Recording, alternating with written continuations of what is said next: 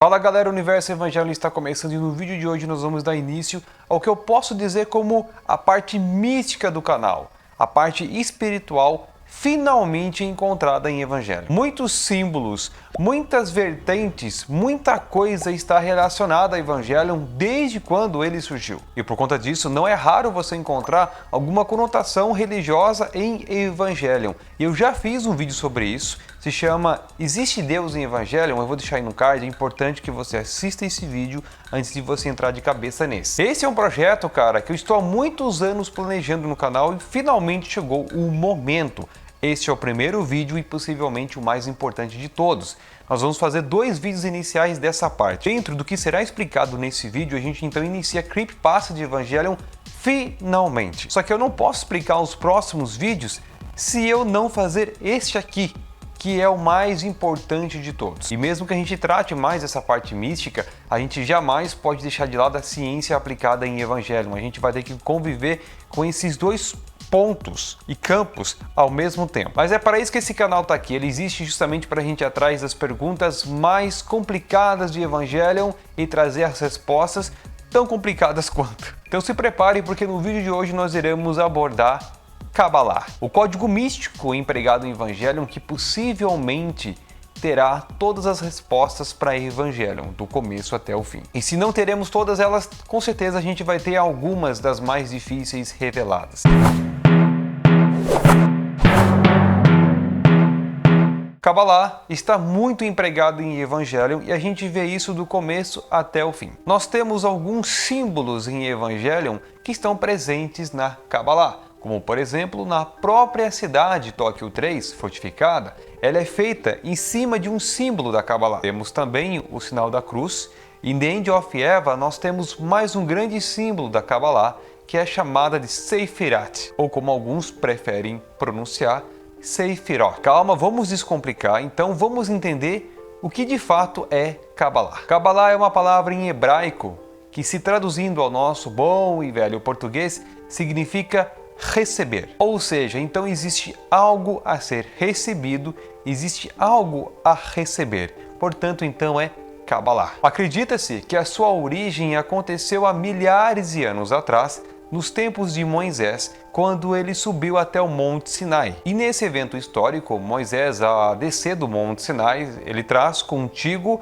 os 10 mandamentos. Porém, no conto da Kabbalah, quando Moisés subiu até o Monte Sinai, ele teve uma conversa com Deus e Deus entregou para ele, naquele momento, a Torá. Porém, não uma Torá, e sim duas Torá. E essa Torá se transformou no livro mais conhecido da humanidade, que é a Bíblia Sagrada. Entenda o seguinte, essa Bíblia que Moisés recebeu pertence às primeiras escrituras sagradas contidas na Bíblia. Com o passar do tempo, vieram os apóstolos, outros escritores e completaram. E a segunda Torá é chamada de Torá oral, ou seja, ela nunca foi escrita. Ela foi passada para Moisés como se fosse uma espécie de código, aonde somente ele saberia. Resumindo então, Moisés recebeu duas Torá. Uma se transformou na Bíblia, como a gente conhece, porém na época de Moisés as iniciais, e a segunda Torá é uma Torá oral, uma Torá a ser mentalizada. E segundo esse relato histórico, os próximos anos seguintes, Moisés teria que passar para seus seguidores essa Torá que é chamada de Kabbalah. Com os anos se passando, então, a Kabbalah recebeu, enfim, seus livros, que nele contém códigos a serem destravados, descodificados e também revelados. Só que assim, gente, para isso ter chegado a esse ponto, se passou muitos anos depois. Isso porque no tempo de Moisés, mais outros posteriores, que também receberia a Kabbalah por gerações, preveram que com o passar do tempo, a Kabbalah poderia sofrer diversas modificações.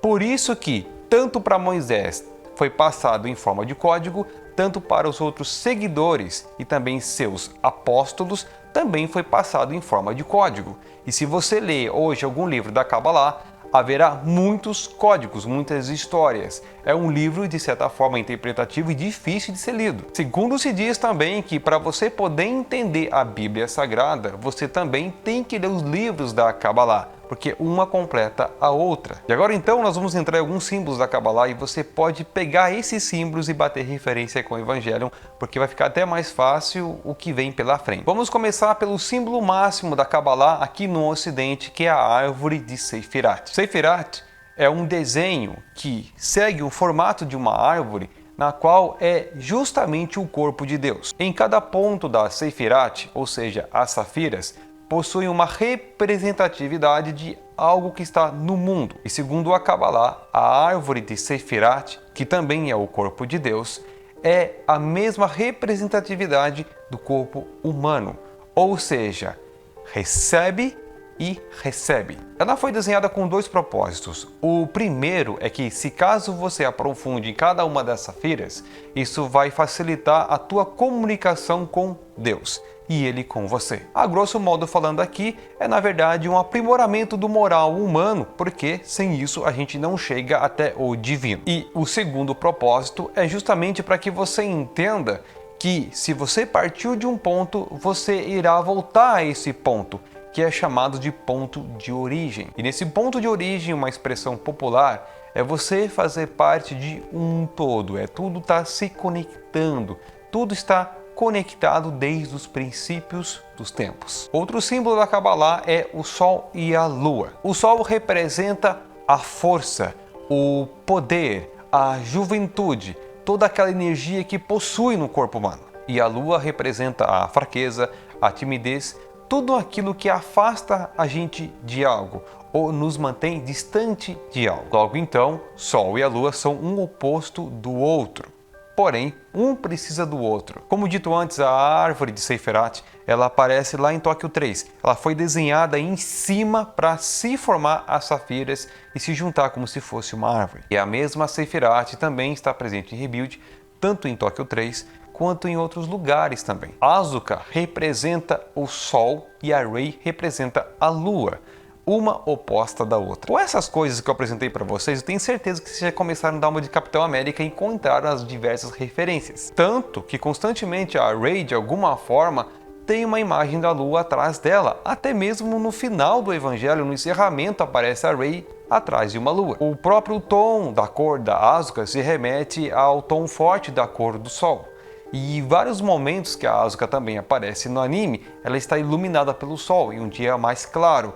E ela tem uma personalidade muito forte. Então a Asuka é o poder. Segundo a Kabbalah, um dos códigos que tem que ser decifrados é você entender a história do Sol e da Lua. A história diz o seguinte: ambas, no passado, elas foram apaixonadas uma pela outra. O Sol amava a Lua e a Lua amava o Sol. Mas por conta de suas oposições, elas não poderiam ficar juntas, então elas tiveram que ser divididas, uma para cada canto. E essa divisão tinha que ser priorizada a raça humana e o planeta Terra. Sendo assim, então, o Sol vem para iluminar os dias e a Lua vem para iluminar a noite, porém as duas nunca poderiam ficar juntas, ou seja, convergirem. Então, para que elas aceitassem essa condição, Deus teve que falar uma para com a outra que haveria algo muito mais importante do que o sentimento delas, uma pela outra, e que seria a raça humana, e elas teriam que conviver com a raça humana como um só. Fornecendo então energia e também a noção do passar do tempo, e ajudando a raça humana com o tempo em sua ciência. Essa história é muito mais profunda que isso, beleza? Eu apenas dei uma bela de uma resumida. A Kabbalah é difundido em vários livros, e cada livro possui uma história, e cada livro possui seus segredos, seus códigos e suas vertentes. Ou seja, cada livro é uma mística, e cada livro depende um do outro, para que você consiga completar toda a história e o entendimento. E Eva, cara, recebeu muitas fontes, inspirações na Kabbalah em vários aspectos. E se estuda a Kabbalah de formas diferentes e distintas, porque nós temos a Kabbalah que é passada para o Ocidente e também tem a Kabbalah do Oriente. Por exemplo, aqui no Ocidente se usa muito a árvore de Sefirat, porém no Oriente já não usa. Só é usada quando entra em um certo grau de conhecimento ou quando tem que se explicar algo mais profundo ou algo mais místico. Uma das coisas que você aprende na Kabbalah é o processo de vida. Na Kabbalah, então, aprende-se que você precisa passar por um processo e muitas das vezes será trágica e precisa aceitar esse processo. É como que se você precisasse viver todo o trajeto de sua vida e conviver com o bem e o mal um com o outro, erguendo então os dois na mesma balança, dominando os dois com a mesma balança e também aceitar o processo de toda a tragédia. E quanto mais você avança nisso, mais a sua Sefirat vai ficar mais completa, mais rica e mais bem desenhada, e se aproximando cada vez mais assim do seu ponto de origem. E se você chegar até o ponto de origem, então você vai ter uma fácil e melhor comunicação com Deus. Pessoal, eu lapidei de forma muito resumida e descomplicada e tentei deixar mais dinâmico possível a explicação da Kabbalah e alguns pontos da Kabbalah. Ah, e tem um detalhe, um dos vídeos que é a continuação desse aqui caiu lá no grupo para votação no Facebook, ele ganhou e se chama Boca do Inferno. Ele não só é continuação, como ele também é complementar. E cada vídeo desses que eu irei fazendo, eu irei colocar aí no card para fazer uma conotação um com o outro, assim fica muito mais fácil para quem está acompanhando. É com esse vídeo então que a gente dá partida para os próximos outros vídeos que vem no futuro. Eu fico por aqui, muito obrigado, até o próximo vídeo, paz e amor.